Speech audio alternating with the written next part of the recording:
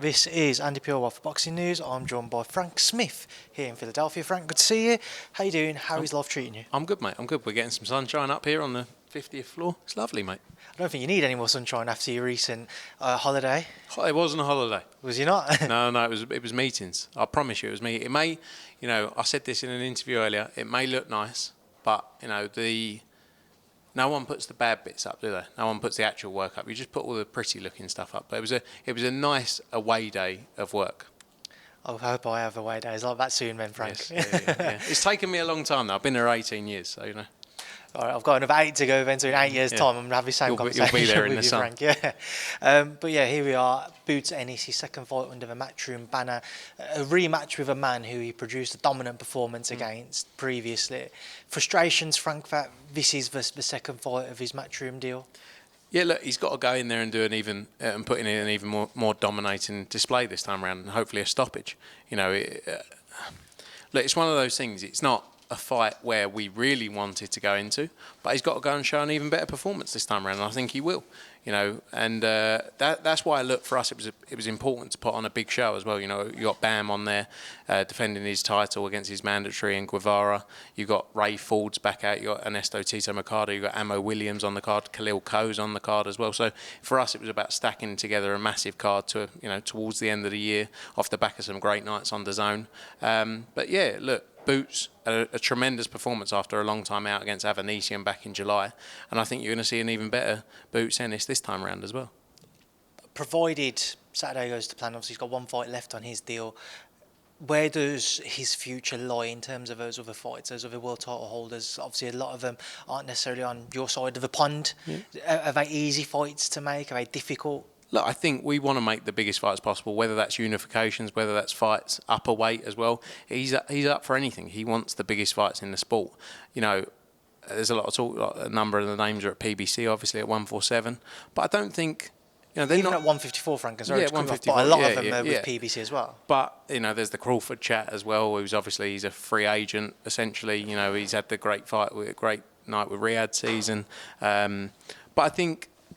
Look at what PBC are doing. Like, they're not doing as many shows. They've got a lot of fighters to get out. So I think they'll be up for working together. Eddie obviously has a very good relationship with Rodriguez-Estrada Jr. as well. We worked with them recently on the Berlanga-Canelo fight, which was a PBC show. So I think, I don't write off that we can make fights happen. I'm confident we can make fights happen. Stanionis has got the mandatory against Giasov, the 147 mandatory for the WBA as well. So, look, I think there's a lot of opportunities as we go into 2025, but all eyes set on November 9th, first and foremost.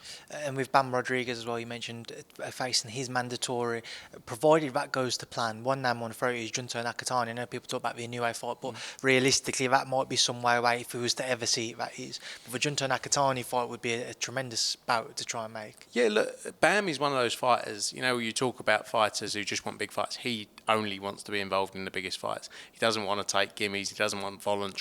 He would rather wait a few extra months to get a real fight, and that's.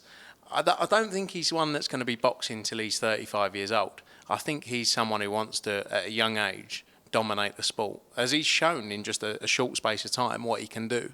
But that's a massive fight. There's a lot of big fights in Japan for him as well, not just in the US. And he's on a great run. He's got to get through this fight on Saturday. It's not a walk in the park by any means, but I think he's shown his class. He's been on a great run, as I say, and I think we're in for an exciting fight. Because Estrada never invoked his rematch clause for this card, is that still something which could happen? Is he still got a right to invoke it, or is that gone now? No, he can't do the rematch now because he had his opportunity to do it here. I think he was talking about moving up, possibly. I think Estrada, he's still a massive draw in the sport. Still does huge numbers, huge tickets. There's still opportunity for him to be in big fights, but that's not a fight that is in our sort of sight lines right now. And Ray Ford moving up in weight, the plan for him, provided Saturday goes to plan? We want to get him another world title shot. Look, he had that fight against Nick Ball. Obviously, look, he had a fight of the year contender against Komatov in the 12th round, getting that finish, and then goes in against Nick Ball. And look, I believe It was a close fight, but I think Nick Ball deserved to win that night. But our job now for Ray Ford is to go and deliver a world title fight after this, and that's our aim. Frank, we've had Eddie confirm, as well as Frank over the past weekend, Dubois Joshua 2 won't be the next fight. Eddie said it may still be AJ's next fight, just a little bit further down the line. But Frank, what do you think AJ will want more? As I put to Eddie, wait to see how Usyk Fury 2 plays out, or try and avenge the loss to Daniel Dubois because of how devastating it was? Look, he's going to make up his mind as to what he wants to do. I personally think the sensible view is to see what happens with Tyson Fury. If you're looking at it from like outsider's perspective, because he will make the decision. That's what he does with the team, but he'll take everyone's view. But I think the Fury fight is a fight that's been spoken about for so long. I think that's a fight that has to happen. And I think we see what happens with December 21st. It wasn't about Daniel Dubois, it was about being ready for February. And he wasn't in a position to be ready for February and to go in there and be 100%. And this, like I said that the other day, and people said, most fighters aren't 100, 99% of fighters aren't 100%. And I get that. I'm not doubting that. But this is the most important fight of his career, really, if you look at it, whatever he does next. And he needs to go into that next fight being 100% and being fully focused, fully ready and fit. What injuries does Anthony Joshua currently have, which is maybe postponing his return to the ring? Probably not one for me to really say, to be honest. If you speak to his doctor, it's not something really fighters throw about. Injuries aren't a great thing to be spoken about, as a lot of fighters will say. So not one for me to say, mate. Away from all things Anthony Joshua, obviously we had the news about Conor Benn yesterday. Just your immediate reaction and thoughts to that outcome? Yeah, I said I was playing golf. It was going very badly, and that call just cheered me up. Because my golf was terrible, if I'm honest. But what a moment! And look, I'm so happy for Conor. Forget everything for a minute for Conor Benn as an individual, because he's fought his way through this. And it's been a process that you never felt like was going to come to an end. And finally, we see the end. And I'm just happy for him, because he's been through a lot of shit. And none of us, at his age, what was he? He's 26, 27. Like, you can't imagine what it's been like going through what he's been through during this process. But he stuck to his guns, and he knew he never, faltered, and he always said, "No, I'm gonna prove myself," and that's what he's done. He's done everything now. People asked for him to go down this full process. He's done it. You got your answers. There it is. So I'm just happy for him as an individual, and now it's about moving forward in a positive manner towards what's next. Eddie said that it didn't come down to jurisdiction. That wasn't the case during this appeals process. But what can you tell me about the scientific explanations as to why there were 2 failed tests for clomiphene in his system? Look, I wasn't there. We weren't involved in the direct process. It's something that Conor and his legal team have been through. But all I can say is this was they went through the whole process here of everything. It wasn't just jurisdiction, as he said. This was the whole process. And the NADP have decided that the charges dropped, no suspension, but it was the whole process they went through. What people asked. They asked him to go through all the scientific evidence, everything, and they went through that. And they decided, and the NADP, the independent panel, who handle all of this for the UKAD across all sports in the United Kingdom, have come up with this after this hearing. So, what more? I'm not a scientific expert, neither are you. These people are there to decide. They've made their decision, and now we have to move forward. Will that information be released at any point? I don't believe it ever is for any case within any NADP hearing. It's confidential information. I'm sure the UKAD have come out with their statement, where the statement has said that the case has been dismissed and there's no suspension for Conor Benn. So that's everything people asked for. That has come from their mouth. UKAD have said that, not us, not Conor Benn. UKAD have come out with that statement. But I don't think it's ever a case that all the detail, just like most hearings in legal practices, don't come out in a lot of different legal issues. So yeah, you've got what you asked, not you, but as in UKAD have come out with that statement themselves. Do you understand why there is a hunger, if you will, for people to understand what the reasoning was behind clomiphene being in his body? But I've sort of been here before, where it's like, you asked him to deal with it. He's gone and dealt with it with the panel who are put in place to make a decision on this, right? Specialists within their field, independent specialists. They have no reason, people say, oh, it was the British Boxing Board of Control, I've given up, this is an independent panel, nothing to do with boxing. They sit there, they review the case, and they decide. It's what they do every day of their life, right? I know nothing about it, you know nothing about it, and 99% of the world will know nothing about what, but that is their job to do that. They have decided that the case should be dismissed and Conor Benn should be free to get on with his career. So, it's not for me or you to look at something and go, I think they're wrong, if that makes sense. Because what do we know about it? That's my answer in the most simple form. We know that there's a 21-day window for UCAD to appeal the outcome. Is this going to be an ongoing situation, Frank? Do you expect to see them appeal it again? Look, I hope that we can move forward in a positive manner and say it's been dealt with now. He's done what you asked him to do, and hopefully they accept it. Let's see. Frank Warren's deal with DAZN, Frank, yeah. What do you make of it, and what does this mean for future shows moving into the UK in 2025 when they move onto the platform? Look, I think it's great for the sport of boxing. We made a move to DAZN 6 years ago in the US originally, and then a deal in the UK, 3.5 years ago nearly now, July 2021. We believed in DAZN, and we still do, and we believe in the vision, and we believe in the future of, how people digest content. People looked at us then and were like, I'm sure people thought, what are they doing? But we believe in it. And as you've seen now with Frank and Queensberry and George's move, they believe in it too. I think it's great for the sport of boxing, one real central hub for the sport, over 180 odd fight nights a year. And it's just it's gonna improve boxing even further. It means great fights are going to be easier to make. And I've said a few times that Liam Davis Shabazz Massoud fight at the weekend. That's an example of a brilliant fight between two promoters, taking out the ego, taking out the issues of the past, and making great fights that are good for the sport of boxing. And this is just going to make it even easier. How does it shape the running of shows and events next year? So I imagine the dialogue's already began about what weeks you guys all want to go on, but also will we see more cross-promotional events? So like you mentioned, Davis Massoud this past weekend. Yeah, look, we obviously work with DAZN. We do 30 odd events with them a year around the world. We work with them a schedule. They've obviously before this they've had Misfits. They've had a whole host of other shows. So it's always been a case of diary management, and that's what DAZN do. They give us. We work with them to work on dates.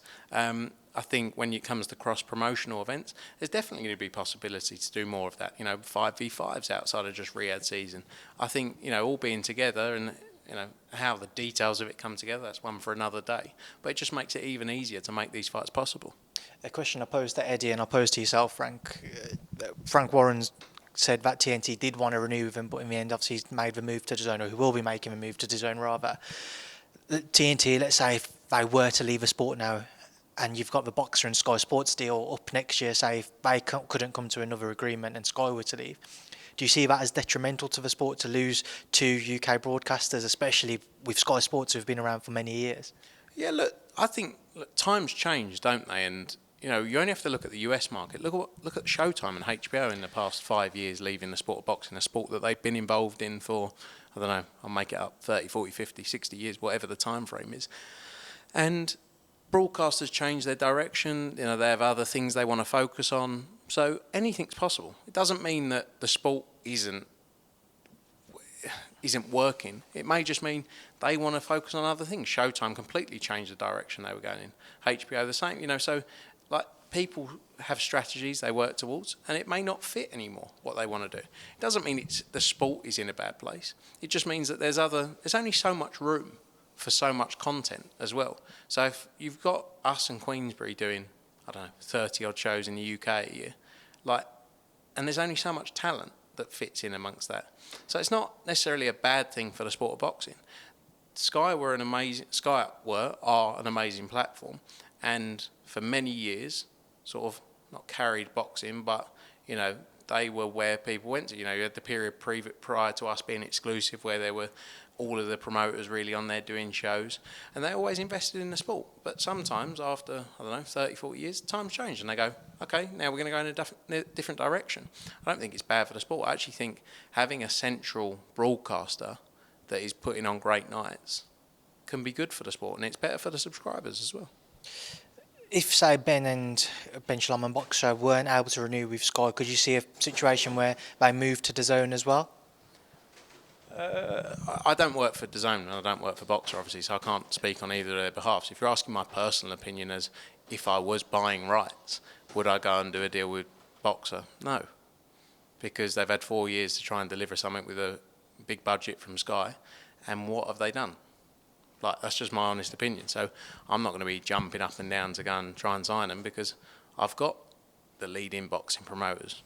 You know, so I don't need sort of a third-tier boxing promoter to be added to the plat. But again, that's my opinion. I'm not speaking on behalf of DAZN. But yeah, I don't see why. I don't think there's a need for it. You know, they're going to do what they need to do. Boxer, that is. You know, if I was a betting man, I don't think Sky will extend with them. I don't think they've got great value over the years. I don't think they've moved things forward. I don't think they've built any stars of any note in 4 years. So, but that's just my view. I might be wrong, and it's also nothing to really do with me. So, just sticking with your boxing hat on, if you will, Frank, and regardless of back and forths you've had with Mr. Shalom over recent times, where do you feel like their shortcomings have been? I think they've wasted a lot of money, in truth, you know, and in the wrong areas. I don't think they've really built any stars, you know. I think, and that's not the fighters' fault. You know, I don't think they've been built the right way. Some of the fighters they have invested in, but like if you look at their stable now, and this isn't, by the way, this isn't me being detrimental to the fighters. This is just in terms of from a business perspective. You know, Ben Whittaker's now got a much longer road to be where they wanted him to be. The idea was we pay a load of money, you know, we invest a load of money, and he'll be pay-per-view star very quickly. But he's got to now rebuild. And I don't think it's Ben Whittaker's fault that he's in that position. He's been matched terribly, and he hasn't advanced his career because he's been matched so badly. Fraser's now got a bit of a road back into those big fights. You know, to get straight back into those big fights, he now needs to build back up. But what we're talking about, you need now ready-made stars. You're talking about a renewal in June. So if I'm Sky and I'm sitting there going, what have we got? And again, this is not being detrimental in any way to any of the fighters, because I don't think it's in any way the fighters' fault. Adam Azim isn't doing numbers. Great fighter, by the way, and I thought that O'Hara Davis performance was the best yet. But he's not doing numbers. He's not delivering numbers. Same with Caroline Dubois. Brilliant fighter, not delivering numbers. Chris has got maybe a year left. And that's even if we promoted him, I'd say the same thing. He's 35, 36 years old, you know. Yeah, I thought about 34, but either way, yeah. Whatever. So I think he's got a year left in the sport. Don't get me wrong, he's going to be involved in big nights, but that's not building you for big nights for the next 5 years of doing a new broadcast deal. So who am I, if I'm sitting there as a broadcaster saying, right, what am I buying right now? Which is what you're doing, essentially. You're going, okay, so what have we got? So Chris retires in a year. He has some mega fights yet. Make a few money for a year, a bit of money. But then what's beyond that? That's the question I'd be asking. You know, with my take emotion out of it, that's just with the sort of business boxing head on. We've obviously seen more recently some of those fighters box out on the cards in Riyadh or part of Riyadh season. That's been one of the concerns for many a boxing fan from the UK, seeing so many stars from the UK go and box out there. If we start to lose them on those UK shows, do you feel like they've not found the right balance then, or do you feel like that's a genuine concern which people should be worried about from the UK? Sorry, who hasn't found the right balance? Boxer, in terms of allowing fighters on to Riyadh season shows and then not having them for headline events back in the UK. I think they've invested too much money on shows. Like, look at their schedule now. They've done 2 shows between July and December. One in August 3rd with Callum Simpson, and one October 19th with, like, that's why I don't look at them as a competitor right now, because how can you be a competitor? You're doing 2 shows in a 6-month period in the UK on Sky Sports, a platform that we work with. But what they do is they invest too much of their budget in individual shows and then sit there and go, I've got no money left to do anything.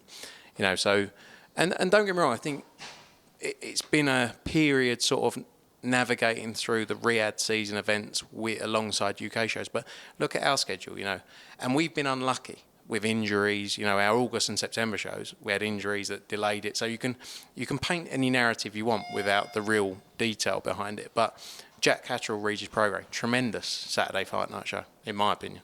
Right? Even then, to be fair, the Bellotti and Gomez Yeah, fight. Bellotti, yeah. But again, out of our control, it's boxing. It's the business we're in. Sonny Edwards Galawi fight, tremendous main event. You had, like I say, Leon Davis, Shabazz Masood, another great main event. So, like, I think Queensbury are managing to still deliver great fight nights in the UK, while also dealing with the shows around Riyadh season. You know, so I can't speak for their business. Like, it's not my. I'm just giving you my opinion of if I'm sitting there as an executive at Sky, which I'm not, obviously, that would be what you'd be looking at.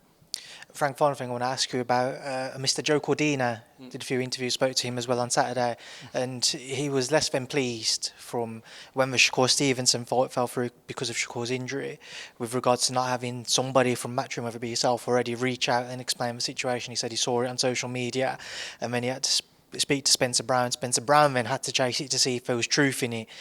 What can you tell me, and did you or did Eddie reach out in the immediate couple of days or since to try and speak to Joe about that fight and why it didn't happen? No, look, I believe Spencer's, I think, is managing Joe Cordina now, and was at the time, I believe. According to Joe, Spencer didn't know until Joe messaged him and Joe saw it on social media. Okay, I'm not going to get into back and forth. I don't want to call. Do you know what I mean? I think Joe, like, we promoted Joe for a long time. I know he says I don't get too close to promoters. I think we did a tremendous job with Joe Cordina. And it wasn't, I saw he said, after I lost, I never got a phone call. But there's also things in the background that where he was like looking for what he was doing for himself, if you get what I'm saying. Like, and I'm not sitting here saying fighters can't look out for the best interests of themselves. Of course, I'm not saying that in any way, but you can't then put it back on us that then we don't have any more fights, which we were at the end of it. And he was looking out there at what more he could go out and do. And then he's saying, well, Matchroom haven't called me. He's like, well, you at the same point you weren't rushing to continue to work with us, if that makes sense. Do you understand that? So if he would have won the fight against Ennis-Chukhadzhian, that was the end of his deal, right? And there was no talk about him extending with us, if that makes sense. And because he lost, it wasn't a case of we're not interested because you lost. It's our contract had come to a point where, we didn't have extra fights, an obligation to deliver with you. So it's one of those things, without the background you can paint any picture you want. So like if I watch that interview that Joe did and that clip that says, I spoke to Frank and Frank said, you don't talk to me, which I did say to him, because we don't have a contract with him. But he was happy with, do you get where I'm coming from? He was happy that he was going to go and do his own thing if he would have won. But because he lost, he's painting it as if we're not interested in him, which is not at all the case. It's just he didn't have any fights left. Was he a free agent heading into what would have been the Shakur fight? He had a contractual position with us around, as we do with various different fights. Yeah, and that was how it all came together. But it wasn't we had an obligation to deliver him another fight. It's a fight that made sense. Obviously, we signed Shakur Stevenson. Joe Cordina is a massive name, obviously, in British boxing. And it's a fight that made sense. But it's not about, like, now he's turning around saying, well, Matchroom haven't called me and given me another fight. But he's never turned around to us and said, I still want you to promote me. Does that make sense? So, like, again, you can paint a picture whichever way you want that suits what you're trying to say in one of these interviews, which he did. And I'm just being open and saying, if it was the other way around and he would have won, he would have been, see you later, I'm going to go and do what suits me. Rightly so. Do you get what I mean? And I'm not moaning about that. Yeah. Is he now a free agent, or is it still a case of matching rights carrying over to whatever his next fight might be? I'd have to look. I haven't got it in front of me, to be honest. Obviously, we got that fight was made for October 12th, didn't happen. I'll have to look into it. I haven't got it right now in front of me. But it doesn't mean we're not interested in working with Joe Cordina, if that makes sense. Yep. It just means, obviously, it has to make sense for everyone. But I'm not sitting in an interview going, Joe Cordina, you have to give us 3 more. Do you know what I mean? Like, but he's sitting there going, Matchroom didn't call me. And it's a joke. When it's, But anyway. Right, Frank, I appreciate your time. I think that elevator must be waiting for you because it keeps coming up and down. Thank you for speaking to me. Enjoy the rest of your time here in Philly. Good to see you.